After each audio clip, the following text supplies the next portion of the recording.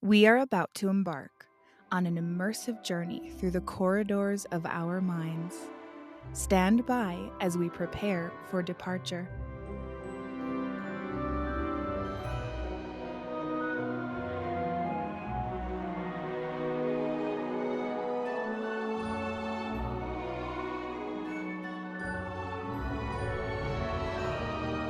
Welcome aboard, everyone, to the Productivity with Peace of Mind podcast adventure. Our journey will begin in just a moment. Inhale deeply and exhale. Our voyage takes us on a captivating tour, diving deep into the intricate layers of our thoughts and imagination.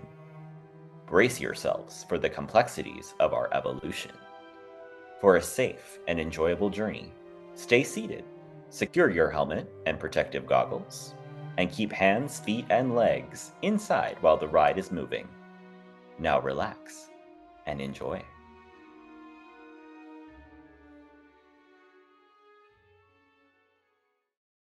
Today we have with us Sheena Ridings, who is a psychotherapist for over 15 years and holds a degree in psychology and a master's degree. And her experience is with working with NHS, specializing in chronic pain and specifically women's health. And I am so excited to bring her on today and have her join us.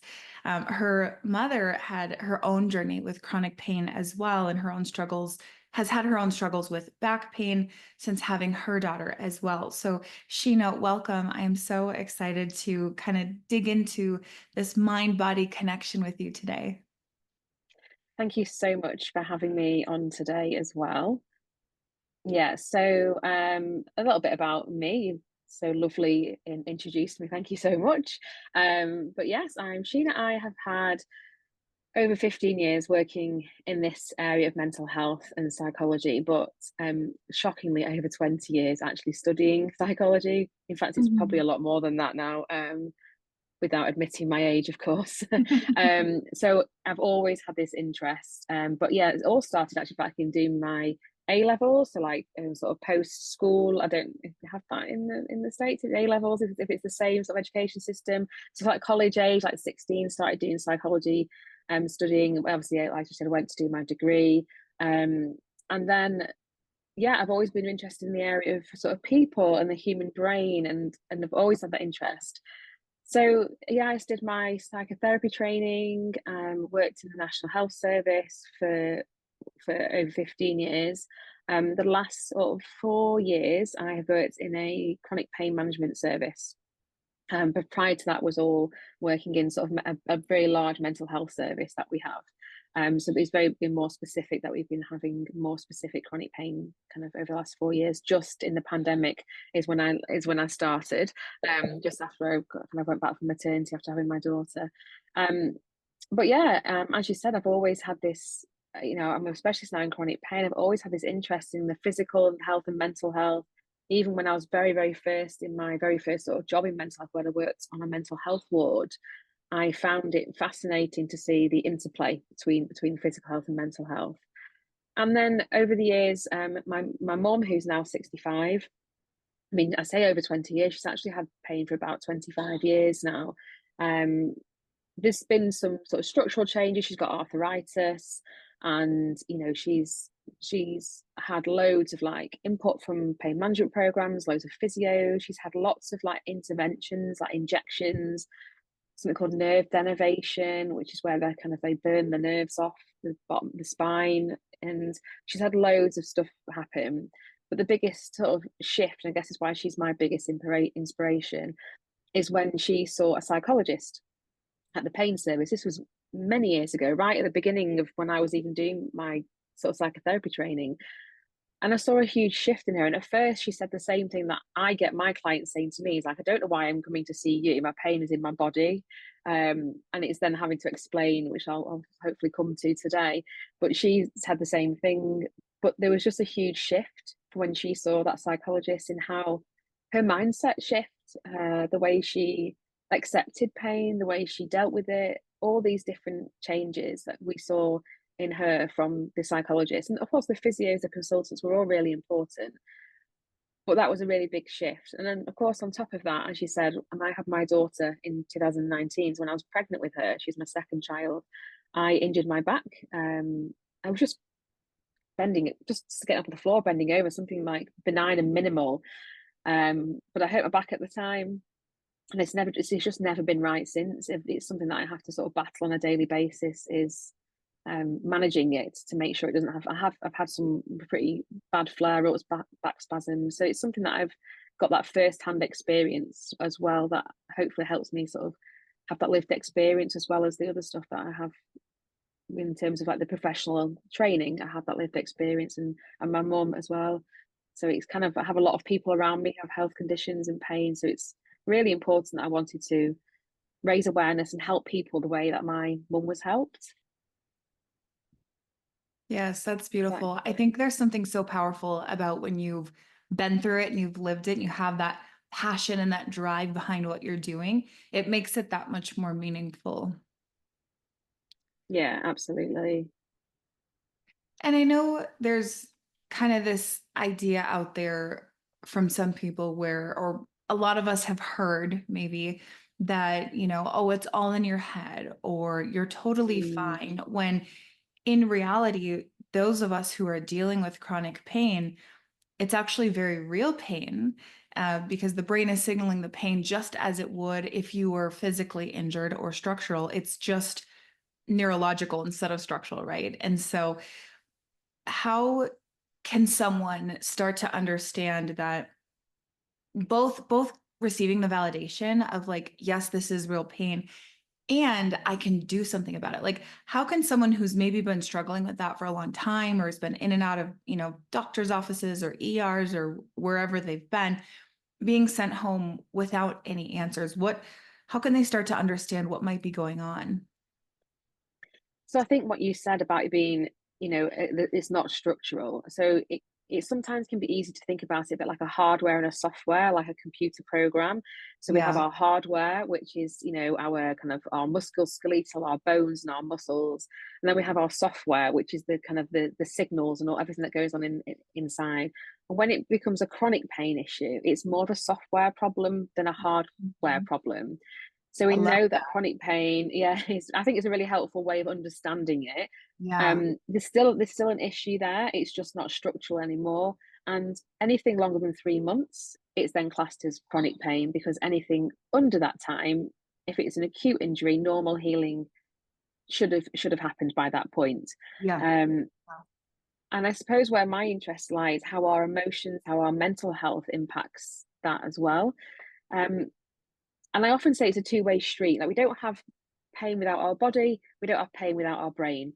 It's not two separate things. We're not kind of cut off at the head. It's two Yeah. issues, and it's very, very connected. And quite often medical professionals might say something like, it's all in your head. And it's very well meaning most of the time. It can just, I think the message needs to be just delivered in a slightly different way. So it being all in your head means it's more of a software issue. Yeah. It doesn't mean that's kind of what they should be saying, and helping them Yeah. understand that, okay, there isn't anything wrong with my back, or my hips or anything like that, and or my shoulders. There's nothing structurally wrong anymore, but there's still an issue. Pain signals, as you say, are still being activated. Our threat system is still being activated. So when I look at helping support people with chronic pain, I would be looking at the whole person holistically, not just the medical side of it, not just the structure, because really that's irrelevant in some ways to Mhm. psychotherapy. Yeah. Looking at somebody holistically is keeping all of them in mind. And we've moved from very much a medical model of understanding pain to a what we call a biopsychosocial model. So we do take into account the biology, but we take into account this kind of psychology and the social side. So people's work, their support networks, their family, their friends, whether from they're a deprived area, all these sorts of things come into play when it comes to people's pain experience. It's so much more complex than an acute injury, or Yeah. it's all in your head. Um, and I think that they're just so connected, and how we feel emotionally really impacts. our pain experience is if we're very anxious, physically as well, we hold a lot of tension in our body, which can exacerbate pain. If we're very down and flat, often our mindset, our thoughts, we're focusing on the pain. Um, and so here in the UK, we have an organisation called NICE, so it's National Institute of Clinical Excellence, and where they look at all research about pain management. And it's recommended that CBT and physio together is what's recommended for pain management, which is really good that it's not, we're going away from that medical, we're going away from medications because they have their own issues as well. And there's something, you said, how do people start to understand it? There's something called the pain gate theory. I'm not sure if you've heard of that, but I'll explain it a bit. It's basically how our emotions impact pain and vice versa, really. So Mhm. I often explain to people that, we have on our spinal cord is where our pain messages get sent all the way to the brain. Then our brain decides whether we have a little bit of pain, a moderate amount, or a lot of pain. So our brain that decides. But imagine on that spinal cord, we have like a little gate, an imaginary gate. And if we're feeling depressed or anxious, that gate can be open and all those pain signals can go to the brain. So the brain's receiving all these pain signals, so it starts to give you more pain. If we're feeling quite happy or content, or we're feeling joy, or we're feeling quite calm and neutral, that gate can kind of close and it can sort of dampen down the amount of signals being sent up to the brain, which can kind of really alter our pain experience. And clients often say to me, when I'm really enjoying my crochet or I'm really having a nice good laugh with my friends, the pain isn't as bad. I don't think about it as much. It's still there. It's just not quite as bad. Um, so it kind of really shows that it's while it is in our head, it doesn't mean it's made up. It doesn't mean it's not real. It's just that pain is made in the brain, but there's no pain Yeah. without our body or our brain. So it's the first thing when I get people to understand that your pain is very, very real. It's just a different pain than an acute injury. Right. Yeah. Like the term brain pain really resonated with me too, because when you say like the term like it's all in your head, for me, like you said, it feels like, oh, it's made up or imaginary, but it's not Yeah. that you're imagining it. It's there. It's just literally coming from the brain in your head. Yes. Yeah, absolutely. And I think this message of it's all in your head, oh, it's all in your head, it gives that impression that someone's making it up. And why would we Right. make up pain? Right. Why would we? If Who we would can choose make that? anything up, we wouldn't choose pain. Yeah. And I think people can go away from like doctor's office and I'm not going to say that it's doctor's fault, but a lot of the medical professionals do make these comments without knowing how it's landing and not Yeah. knowing how it impacts people. And I see loads of people who get diagnoses of things like fibromyalgia and just get a leaflet, and then that's it. We can't do anything for you. Here's a leaflet, and off you go. And and then it's people need to understand what's happening in their body to be able to manage it better. Right. But yeah, the pain is made in the brain. It doesn't mean it's made up. It doesn't mean that it's not real. It's very, very real. It's extremely real. It's just not causing, it's not because of injury or because of harm. It is hurt, but it's not harm. And that's a real learning thing, I think, for people to kind of get their head around, which is really hard. Yeah. And I think too, like another piece of that for me that was such like an aha moment is that the brain learns that pain to protect you from something else. So whether Mm, it's a, difficult emotion from a trauma or, there were several physical injuries or because I know that a lot of times like athletes will have a lot of those injuries. And I myself was a competitive dancer and, you didn't stop when you fall down and, or break a toe, like you just keep going. So like, yeah. that the body starts to learn that over time. So I think it's so interesting to learn. And I highly encourage anyone who's because I hear it over and over again, the more I've talked about it, there's so many people out there who have gone without answers. And I went Mm, 19 years without answers wow. and a plan. So, I mean, it started very young for me. And so I'm so passionate now about getting, people like you in front of more people, because the more we can understand what's actually going on, then we can start to actually do something about it. And I know, like, for going back to the example with your mother, when Mm. she got answers, she started to get her life back. Do you want to tell us a little bit about how she did that and what she was able to go back to in different activities? Yeah, absolutely. So she lived with pain for, well, like I said, it's over 20, probably 25 years now. I think it Yeah. started around the age of 40. And I remember it. My mum was quite young when she had me. I think she was 23 when she had me. I had my children a little bit older in life. Um, but yeah, she had pain. Obviously, she had a slip disc and injuries. She used to be a nurse when we were little kids. Me and my brother, she was doing a lot of nursing, and obviously all those years ago, it was a lot of heavy lifting, a lot of manual lifting. So I think she had a slipped disc. There was some other issues going on. So she had some previous injuries, but they would just be kind of wear and tear. She had that. She's got arthritis. There is structural things happening with her, but it wouldn't really equate to the amount of pain that she was in. So um, yeah, there was just a lot going on. It massively impacted her life. So she was with my stepdad for many years, and they used to go paragliding, they used to really like go camping, they were really active hiking up mountains, and it stopped her from doing all those things. And I think she noticed that her life started to get smaller and smaller, and she was really sort of. I remember a particular time where we had like a little building, like a little shed, and we had like sacks of potatoes in there.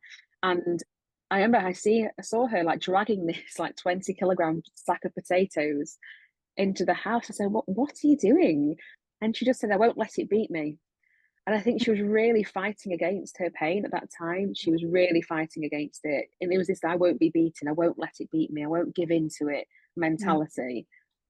And it can just lead us in this constant fight with something that is not going away. But like I said, when she had this huge turning point and she saw a psychologist and they helped her with acceptance. And if I speak to her now, if she ever says what was the biggest thing for her in terms of her management of pain, it is acceptance, like learning to accept that we have this health condition, that we have pain.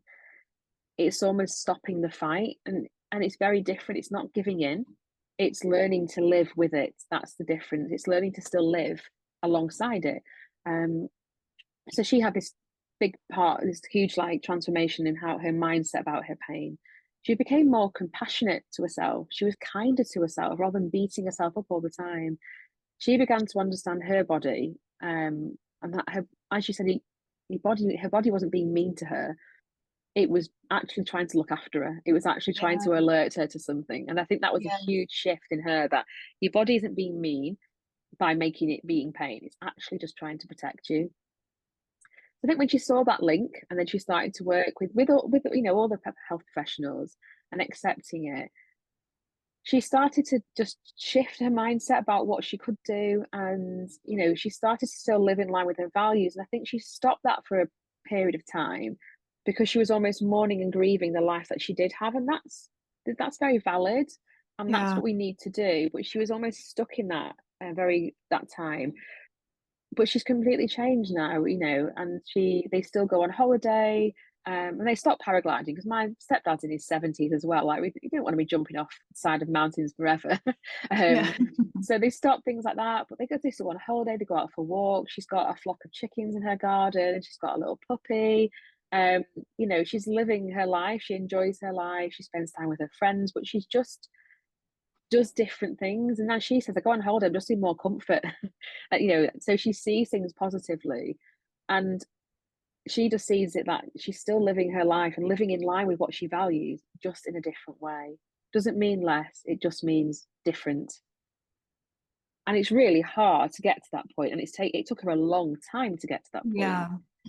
But seeing her at that point now, it's an absolutely inspiring. And I think, I want to share her story because I find it inspiring that she lives a good life. And yes, she still has pain, she still has to manage it, and she still has flare-ups, but she's positive and she enjoyed her life. And she finished work quite early, but she left when she was about 57, I think. So the retirement age in the UK is like 67. Like you will work and work and work. But she finished early because she financially could do, because she was just going to work for a few days to then rest at home. That's it wasn't She wasn't living a valued led life. So she was able to finish work, so she did. And I meant she could spend time with like my children, her grandchildren. So she just sees things so differently. And the pain hasn't gone away. The pain's still there, but it's so much more manageable. It's more bearable. It's diluted because of all the stuff that she does. But she is an inspiration. But it took her a long time to get there. But with the right help, you can. My mum had lots of stuff going wrong with her body, and she still lives a good life with it. That's so inspiring. And I think there's some really good points there of like, it takes time is one of them, Hmm. right? Like, like allowing that to take the time that it takes. And then also when we look at our thoughts and the mind work that we're doing on ourselves, it's not that we can necessarily think the pain away, but Yeah. our thoughts can absolutely exacerbate the pain and make it worse. So it's like not adding fuel to the fire, right? And like, how do I expand what's in my life outside of the pain? Like you said, that circle got smaller and smaller. And so like, it's like, Mm, how do we expand what we can do in our life and what's happening in our life and our experiences that we get to have with that still there? And that acceptance piece is, I think, so important that you mentioned, of just like radically, fully, and wholly accepting that it's there, and it might not completely get rid of it. Maybe we go into remission at times, but yeah. it can help it stop getting worse. Absolutely. Yeah. And I think with acceptance, people often say that think that acceptance is giving in, acceptance is giving Right. up. And because they spent so many years fighting it. And I often kind of invite people to think about it in a different way. Well, we're not giving in. We're not, so we are accepting. We're not giving in. We're not giving up, but we're Yeah. willing to have it. It's about a willingness. And often clients, when I first mention that, say, well, what on earth are you talking about? Why'd I be willing to have something? But if we're willing to have it, then we make room. We've opened up our opportunities for, to live.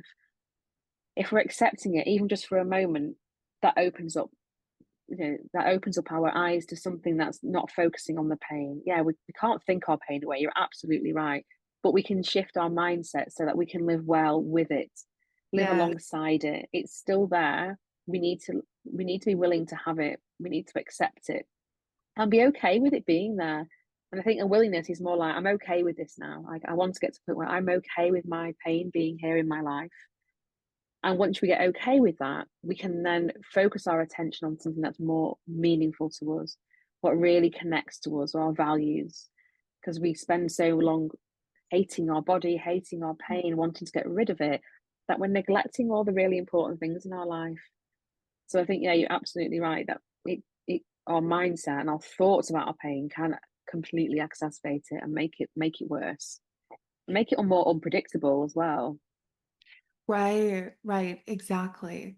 And I think Mm, just like understanding like what's going on in your mind and body, like why, potentially, if you can figure out like why it started or some reasons why it may have been protecting you from something else, yes. that compassion piece starts to show up, and you start to feel more gratitude for, like, thank you for trying to protect me, brain, right? And body. Yeah. Like, thank Yeah. you for doing your best to protect me, but now we're safe and I can understand how to moderate my life in a way that allows me to keep living fully and joyfully, but in a new way. And to your point earlier, sometimes we have to grieve some things that, Mhm. Yep.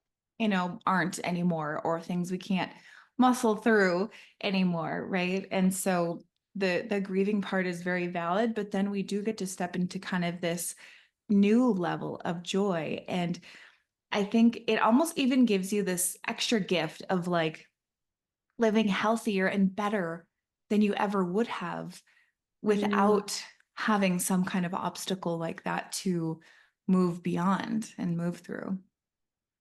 Yeah, and when I talk to my mum, she often says that she thinks about the good things about having pain, and depending on where you are in your journey, that can be a really hard thing to think about. But she says the same. She wouldn't have spent if it wasn't for her pain, she'd still be working Yeah. full time probably, because that's what she was brought up to believe she had to do, was to Mm. work, be a little worker bee and keep working. Yeah.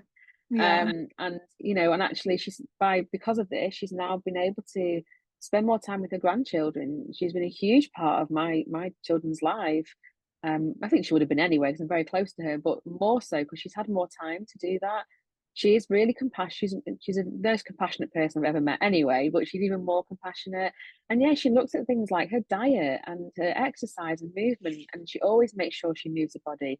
She eats really well, and I think if it wasn't for these health things, would she have then spent that time saying, actually, how can I look after myself in a really holistic way? Um, but yeah, I think we can draw some positives from living with these experiences. It's not an easy thing to do, um, Right. but we can do that, and it allows us to try and see things differently, have a different approach. And I think what you're saying about your brain has been trying to protect you, and thanking your brain and thanking your body, say yes, thank you, but we're safe now. And those Yeah. messages of safety that we need to send to our brain are so important in learning to live with it, that we need to send those messages of safety, because our brain are thinking that we're not safe at the moment. And that can be from lots of different early experiences as well, why our brain gets stuck in this way of thinking that we're not safe, and it's trying to protect us, trying to make us safe and survive. It's very primitive, isn't it? But yeah, you're absolutely right in that, trying to reframe it. Yeah, yeah, because we have this huge bank of feeling unsafe. And so you almost have to start building a new bank of safety and Yeah. love and gratitude, and then find ways to tap into that new bank and build that and start adding to that of the new current experiences and the new great things that are happening in your life. Mm, yeah, absolutely. And compassion is key as well. Like, can we be Yeah. I often say, "Well, what would you say to your best friend?" And quite often when people are Yeah. hating themselves and hating their body, I think, well, is this how you talk to a best friend? It's like, gosh, no, I wouldn't say that to a best friend. I think, well, okay, but we talk to ourselves in these awful ways. We're so Yeah. harsh on ourselves. But if we can just have a bit of compassion towards ourselves, that is a huge shift in, again, making our body feel safe, making our body feel relaxed and calmer, rather than feeling on edge and fight or flight mode all the time. Absolutely. And then as you kind of saw this beautiful journey with your mother's story and your own experience of pain after giving Mm, birth to your daughter, you made a shift towards dealing with specifically women's issues of like pelvic pain and fibromyalgia. Tell us a little bit about that. yeah, so I think over the last couple of years, I've seen a lot more people with diagnoses of fibromyalgia, and obviously it's a predominantly issue that's more women than men do have it, but Mhm. it's more found in women, diagnosed in women. Um, Mhm. and my best friend of nearly 30 years, we went to school together. We've known her since I was 12. She has got fibromyalgia. She's got endometriosis. She had a partial hysterectomy last year. um, they left her ovaries, and she was then was had ovary failures, had menopause symptoms. So she as well, and another friend of mine has endometriosis. That pelvic pain, that women's health, has really made me feel very passionate about women and pain, and women's health in particular, and particularly menopause, like you said, with pelvic pain, endometriosis. And when I found out, shockingly, it can take on average 7 years to get diagnosed with endometriosis. I was Mm. really shocked by those statistics, and I think that women often can be gaslit in medical settings. Oh, it's just a period. Those sorts of Yeah. comments. Like, Yeah. no, it is not, and that's why people go back to GPs for 7 years before they finally get an explanation for the pain. And we often get belittled that women, we just get on with things, and Yeah. that's what I mean, we do. We feel like we do just get on with things, but we Mhm. shouldn't, and we shouldn't have to tolerate things that we don't need to. We can get help, and I feel like women can be made to feel invalidated. in their experiences sometimes. And I'm not saying this is for all medical professionals, but for a lot of women that I work with feel invalidated, and I see it more in women than I do in men. Um, I think there is definitely a difference between how women are treated if they present with pain, particularly when it comes to like period pains or any women's health issues. We seem to be, they don't feel valid in their experiences. So I really got more interested in that. And obviously with fibromyalgia, when I started researching more about it, there's a lot more research, I think, in the States that happen more so in the UK. I think we'll get it in like, 10 years time or something like that. But there was a lot more research happening as to kind of why, and, the differences in blood plasma. And it's quite interesting, actually, the current research about fibro. But a lot of it is, I find, with the women who have had like trauma and abusive relationships, there's a lot of links between like narcissistic abuse and fibromyalgia. And I think it links to what you were saying about our body has been trying to keep us safe all these times during an abusive relationship or through a trauma, a PTSD, or multiple traumas. And now we might be through the other end of it, but our body hasn't forgotten, and our body still thinks that we're not safe. So it's Yeah. producing all this widespread pain to try and keep us safe. And I find that when I work with people with trauma, if you were to work on the trauma, for example, it doesn't get rid of the pain, but it can help. I kind of see it as like a little bit, you've just freed up a little bit of space in the brain so you can kind of tolerate and cope with the pain better, and you can learn.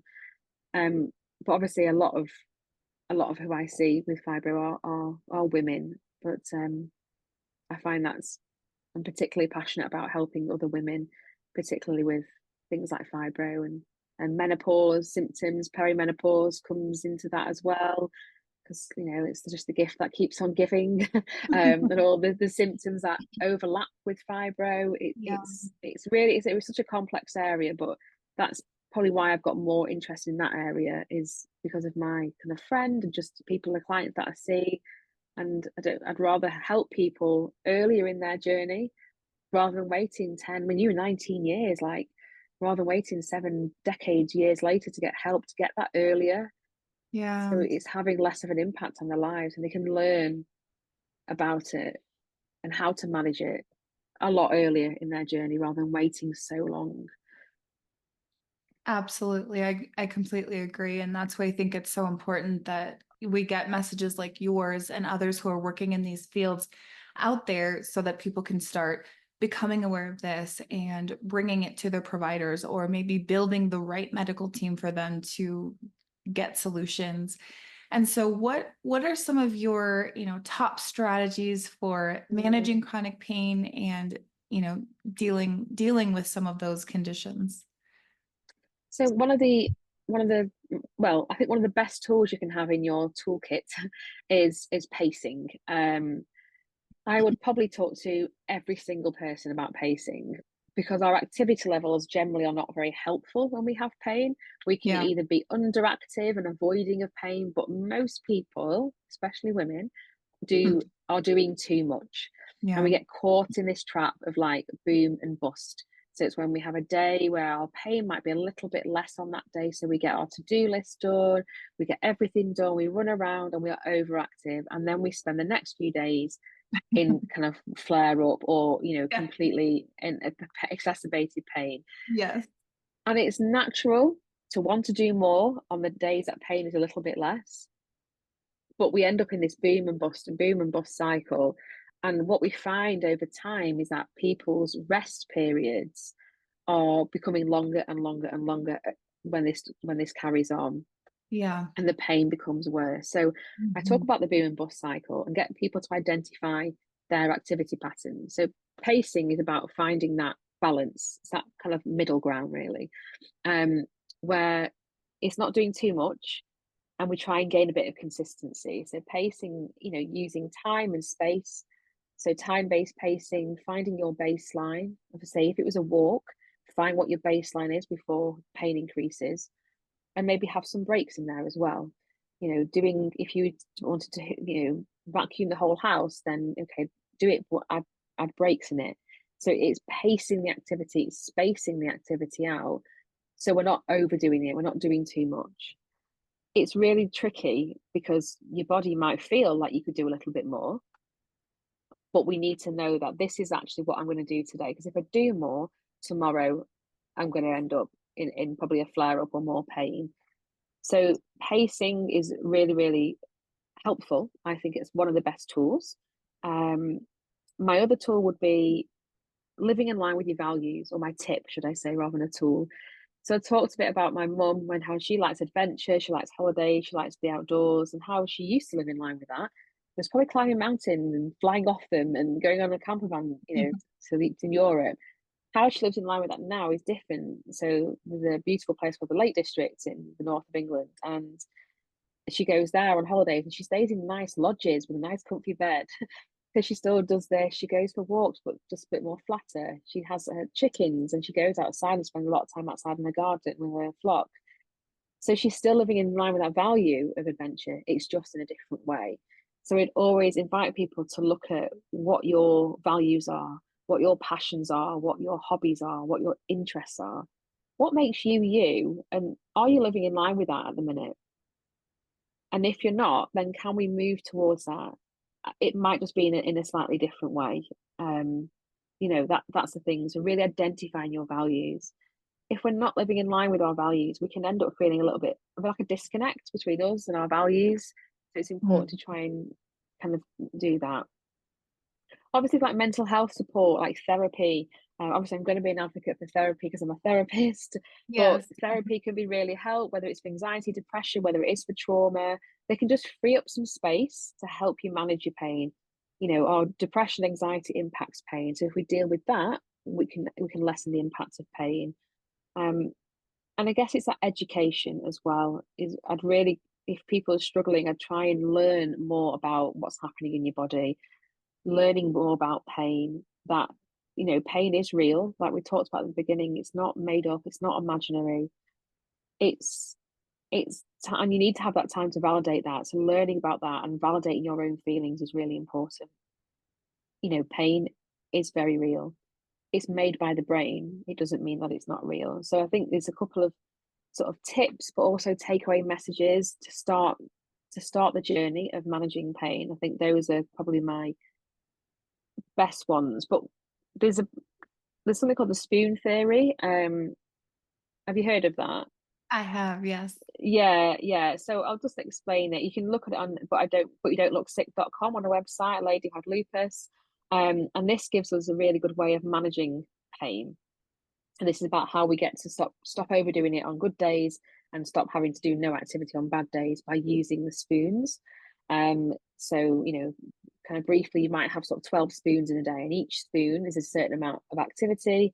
So it might be one might be getting out of bed, two might be washing your hair, three might be cooking a meal, four might be going for a gym workout, for instance. And everyone's different depending on your energy levels and what you use. But it gives you sort of empowerment to manage your day, and you can say, oh, this is my day, this is how many spoons I've got, what can I do? And it gives us choice. You might get to the end of the day and say, right, I've got the dishes to do, or I actually want to do like a really gentle yoga workout. The same amount of spoons, what should I do? And you might say, do you know what, I'm going to leave the dishes till tomorrow, but I'm going to choose to do this instead. And it's given us choice, which is empowering. It helps us feel in control. It gives us that confidence as well. So this is a really good way of managing that, um, and finding that balance of not overdoing it. So you have that balance in life. And then pain becomes a little bit more predictable. It's less uncertain. We feel a bit more in control. And I think that's really important. Absolutely. And I'm a huge fan of the spoon theory because I think it also like removes the guilt and it allows you to, understand, okay, this is my value. I want to take care of my health and I want more time overall. There's a great visual of like cups that are like of like water. Right. I'm sure you've seen it. But it's like, if you give it your all one day when you feel good and it's like, 80% of the cup is full, but then the next 3 days it's like 10% of the cup, right? And then you give Yeah. it your all, right? And so overall, like you're actually having more days off than on. Whereas if you do allow yourself to be empowered by that choice that you're talking about of, I'm actually going to let this one thing go. I'm not going to pressure myself or allow that guilt to sink in on what I need to be doing or what I think I need to keep up with. A lot of times the pattern with fibromyalgia is like people pleasing, high achievers, right? There's Yes, that yeah, yeah, pattern. But it removes that guilt so that it's like, okay, maybe if I, do 50 or 60 today, and then I'm still good at 50 or 60 tomorrow, and then 50 or 60% of the glass is full. Like each day, you're actually getting more out of an entire week than you would if you're cramming it yeah. all in on the one day that you felt a little better. And I think that the percentages are really helpful because Yeah. it's a quite a visual, isn't it? And I Yes. think about it in the same way like a phone battery. You know, if you completely run your batteries completely flat, the phone takes a while to get going again before it Yeah. charges up. Whereas if you top it up when it's at 50, you're more likely to get more Mm. from it. So it is definitely that balance, and it's a difficult shift when we very much have the men that when I think productivity in terms of um, throw everything at it Yeah. means you're productive. And actually, we can be even more productive if we balance it out throughout the week. And I Yeah. think we glorify, and society kind of glorifies this push, push, push mentality. And actually, if we slow it down a little bit, take it step back a bit, you'll end up doing more in your week, and you'll have been more productive. You'll do more. You'll achieve more by slowing it down. And I think it's having that complete shift of mindset to be able to do things a little bit differently. Absolutely. Yeah, I definitely think that was one of the most surprising things for me to learn was like, wait, I can get more done by slowing down? I don't get it. Yeah, Like, and then you start to see it, you're like, oh yeah, it's amazing, amazing to yeah, learn that. yeah. You don't have to push through. You don't have to keep pushing. It Right. is something like if you slow down and take things slowly and space things, you can get more done. And yeah, it's over the week if you look at it rather than just looking at all that one day. On the Monday, Yeah. you've done it all, and then for the rest of the week you can't do anything. So it's a real shift. But once you get that, once you understand it and see it in practice, it is like, wow, this actually works. Who Yeah. knew? Right. Yes, so amazing. Well, and you have also a free mini booklet that you're going to share with us. Do you want to tell us a little bit more about that? Yeah, so I'm quite obviously we have here in the UK we have the National Health Service, which is obviously an exceptional, amazing service.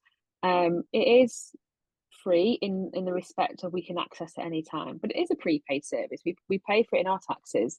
I'm always very passionate about making people aware we do prepay for this service, but it's accessible. It's there straight away. But it does have long wait lists because of that. So if you're looking at going to say a therapy service, you're looking at 12 months really before you can get therapy. You're probably about 6 months before you can get seen it from a pain service. So there is long waits with it because it's a free service. So I thought I'm really passionate about getting things, information out to people and making it Yeah. accessible. So I did create two sort of mini booklets, the digital downloads. The first one is if you sign up, put your email address on my website, you get sent directly to your inbox. It's digital, it's downloadable, printable. And the first one's on kind of what is chronic pain. So starting Mhm. that understanding, going through some pain cycles, the difference between acute pain and chronic pain, and hopefully helping people understand a bit more. And then I've got a second workbook, which is my five top tips of how to get going and starting to manage your pain as well. So I've developed these and just in the hope that it'll kind of get the message out there to people and people have got something free and accessible. Absolutely. And we'll link that in the show notes below. And then I know you also are on Substack and offer a lot of free resources there if they want to Yeah. tap into that Yeah, as so it's the pain therapist. I'm on obviously Instagram as the at the underscore pain underscore therapist, and obviously my Substack's the same. And on there, there's quite a lot of different resources. Some like there's a pacing plan, a spoon diary. There's lots of different free resources for people, and I'm wanting to kind of build a community of people with chronic pain or other therapists that want to learn about working with people with pain. And there's like chat functions there where you can just get support from like minded people on there as well.